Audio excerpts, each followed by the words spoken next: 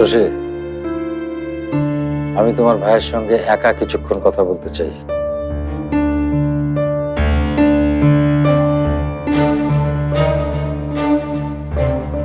সেজন্য তুমিও যাও। কিন্তু তুমি না কাল বললে যা বলবে সব আমার সামনে বলবে। বলবো, কিন্তু তার আগে আমি ওর সঙ্গে একা কিছুক্ষণ কথা বলতে চাই। তোমার ভয় নাই? তোমার ছেলে মনে আঘাত পায় এমন কিছু আমি বলবো না।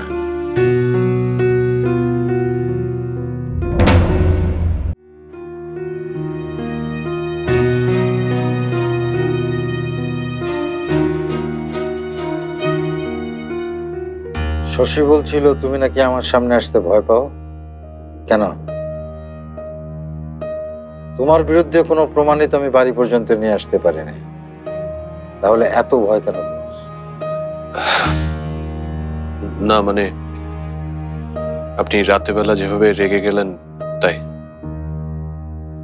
আসলে আপনাকে কোনো কিছু বিশ্বাস করানো অনেক কঠিন।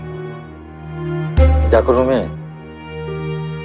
কোনো কথা শোনা মাত্র বিশ্বাস করাটা আমার স্বভাব না। তোমার সম্পর্কে বেশ কিছুদিন ধরে আমি নানান রকম কথাবার্তা শুনছি, কিন্তু আমি অমন করে ভাবতে চাইনি।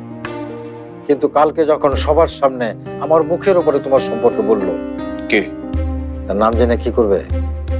তাকে মারবে নাকি শাসাবে? কে বলেছে সেটা আসল কথা নয়, কি বলেছে সেটাই হচ্ছে আসল। তুমি আমাকে একটা সত্যি করে কথা বলো তো, তুমি কি আসলেই স্মাগলিং এর সাথে জড়িত? আর আমি যে এলাকার মানুষকে উপকার করে বেড়াই